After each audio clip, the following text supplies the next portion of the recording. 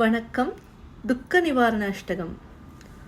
Mangalarupini மதியணி Shoolini மன்மதபாணியளே,